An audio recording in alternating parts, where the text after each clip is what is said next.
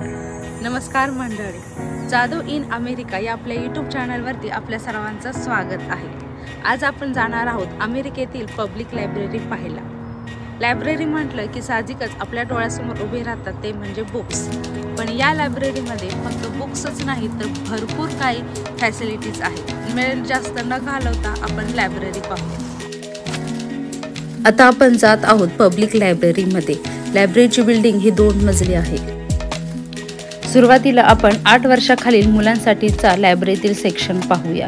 इथे आत एंटर केल्या आपल्याला लहान मुलांसाठी खेळण्यासाठीचं साहित्य दिसते। लायब्ररीमधील पुस्तकांची मांडणी बघा कशा प्रकारे केलेली आहे। अगदी लहान मुलांच्या हाताला सहजपणे घेता येतील अशी पुस्तके लायब्ररीमध्ये ठेवलेली आहेत। लायब्ररीमध्ये त्या मुलांच्या वयोगटाला अनुसरून अशी पुस्तके आपल्याला इथे पाहायला मिळतात। लायब्ररीमध्ये फक्त पुस्तकेच नाही तर इथे मुलांना खेळण्यासाठी विविध प्रकारचे टॉयज सुद्धा इथे आहेत। आणि इथे तुम्हाला दिसत असेल की पॅरेंट्स सुद्धा मुलांबरोबर इथे लायब्ररीमध्ये थांबू शकतात।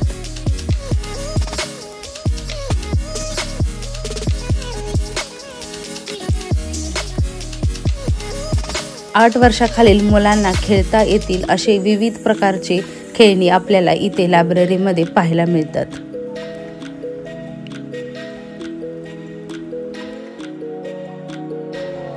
मुलांसाठी फक्त पुस्तकेच नाहीत तर कम्प्युटर सुद्धा आहेत। हा 8 ते 18 वयोगटातील मुलांसाठीचा लायब्ररीमधील सेक्शन आहे।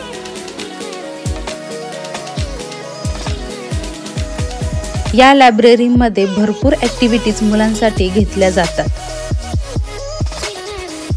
प्रत्येक सीझन वाईज ॲक्टिव्हिटीज असतात। लायब्ररीमध्ये मुलांना स्नॅक्स सुद्धा पुरवले जाते। इथे भरमसाठ अशी भरपूर ऑडिओ बुक्स आपल्याला इथे पाहायला मिळतात। लायब्ररीमध्ये बुक्स सुद्धा विविध प्रकारचे आपल्याला पाहायला मिळतात। आणखीन एक वैशिष्ट्य म्हणजे आपण एका वेळेस एक नाही तर तब्बल 100 बुक्स 21 दिवसांकरता वाचायला घेऊ शकतो।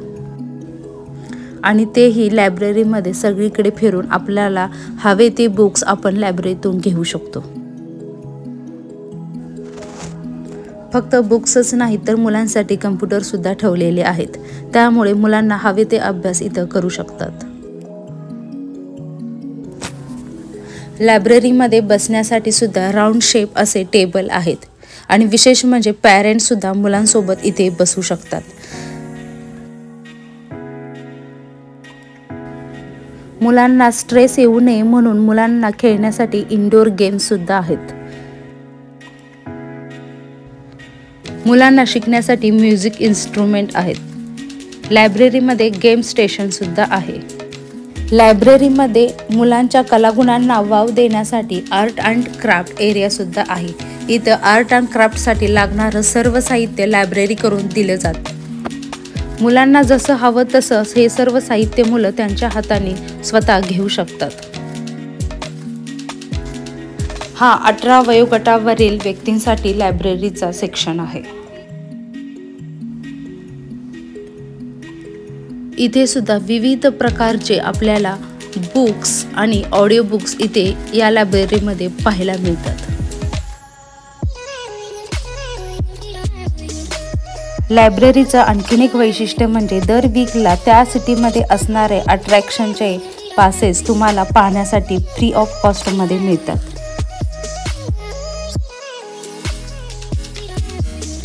आणि विशेष म्हणजे लायब्ररीची जर मेंबरशिप घ्यायची असेल तर ती फ्री ऑफ कॉस्ट असते। एका मेंबरशिपमध्ये आपण संपूर्ण फॅमिलीचे मेंबरसाठी इथे बुक्स घेऊ शकतो। इथे आपल्याला विविध प्रकारचे मॅगझिन सुद्धा पाहायला मिळतात। सर्वात महत्त्वाची गोष्ट अमेरिकेत या लायब्ररीमध्ये मराठी बुक्स सुद्धा मिळाले।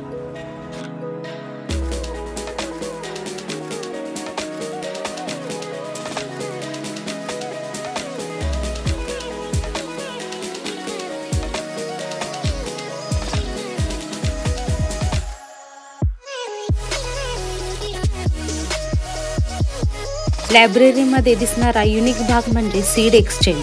सीड एक्सचेंज म्हणजे बरेच लोक इथे घरी गार्डनिंग करत असतात. गार्डनिंग करण्यासाठी लागणाऱ्या व्हेजिटेबल सीड्स आपल्याला या लायब्ररीमध्ये मिळतात.